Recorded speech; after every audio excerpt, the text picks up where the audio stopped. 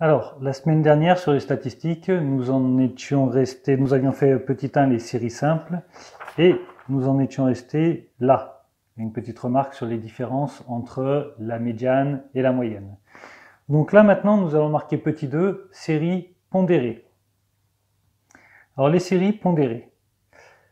Qu'est-ce qu'une série pondérée? En fait, ce sont des choses que vous retrouvez assez souvent dans vos notes. Des fois, les notes sont parées d'un coefficient. Qu'est-ce que c'est que ce coefficient?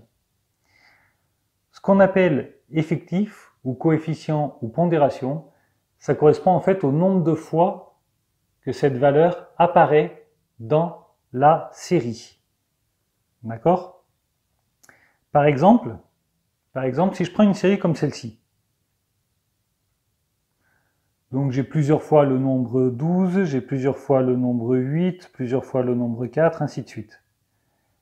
Et bien, comme je les retrouve plusieurs fois, je vais peut-être pouvoir les regrouper ensemble, ces valeurs communes.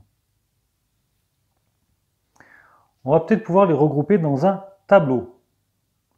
Alors, dans un tableau, j'ai marqué dans ce tableau toutes les valeurs présentes.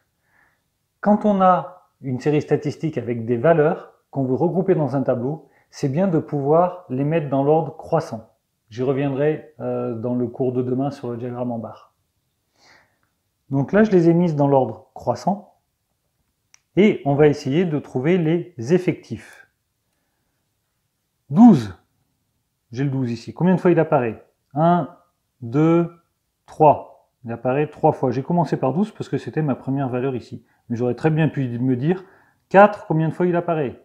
1, 2, 2 fois.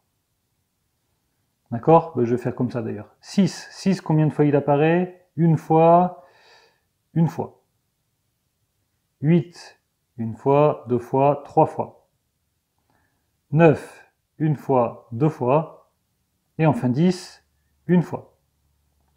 Alors pour être sûr de ne pas en avoir oublié, vous avez une petite idée de comment on peut faire? On va compter combien j'ai de valeurs dans mon tableau et combien j'ai de valeurs dans ma série au départ. Et on va voir si ce sont les mêmes. Alors, dans ma série au départ, 1, 2, 3, 4, 5, 6, 7, 8, 9, 10, 11, 12.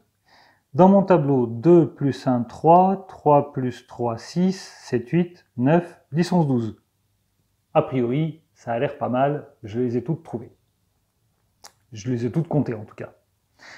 Comment on calcule la moyenne quand on a une série pondérée comme celle-ci? C'est comme si vous aviez 4 coefficients 2, 6 coefficients 1, 8 coefficients 3, d'accord? C'est comme ça qu'on calcule la moyenne de vos notes quand on met des coefficients. Donc pour calculer la moyenne, normalement, la moyenne de la série, c'est 12 plus 8 plus 4 plus 12 plus 6 plus 9 plus 4, ainsi de suite, divisé par le tout divisé par 12. Ben là, on va faire pareil, sauf qu'on va pas faire 4 plus 4, on va faire 4 fois 2. Alors vous me direz, ça n'a pas grand intérêt. Mais, quand le 8 apparaît 3 fois, 8 fois 3, c'est toujours plus court que 8 plus 8 plus 8. Et surtout, ici, les effectifs sont assez petits, 1, 2 ou 3. Et quand on a un effectif égal à 25, ce sera beaucoup plus rapide de faire 8 fois 25 que de faire 8 plus 8 plus 8 plus 8 plus 8, 25 fois. Donc la moyenne, 4 fois 2, voilà, la moyenne se calcule comme ça. On multiplie la valeur par l'effectif, on multiplie l'autre valeur par l'effectif. Sur la calculatrice, le x1, on ne sera pas obligé. On peut marquer 6 tout court. On multiplie 8 par 3, on multiplie 9 par 2, on multiplie 10 par 1, ou pas, on marque juste 10, et on multiplie 12 par 3. Et on divise par l'effectif total. Alors, une façon de calculer l'effectif total, c'est de faire la somme des effectifs. Effectivement, si on veut savoir combien j'ai de notes au total, il faut savoir combien j'ai de 4, combien j'ai de 6, combien j'ai de 8, combien j'ai de 9, ainsi de suite. Donc il suffit de faire la somme de chaque effectif, de l'effectif de chaque valeur. Donc 2 plus 1 plus 3 plus 2 plus 1 plus 3. Ça me donne 102 divisé par 12. Je vous rappelle qu'il est important d'écrire 102, le résultat. Et 102 divisé par 12, ça fait 8,5. Voilà. Il n'y a plus qu'à faire l'exercice qui suit.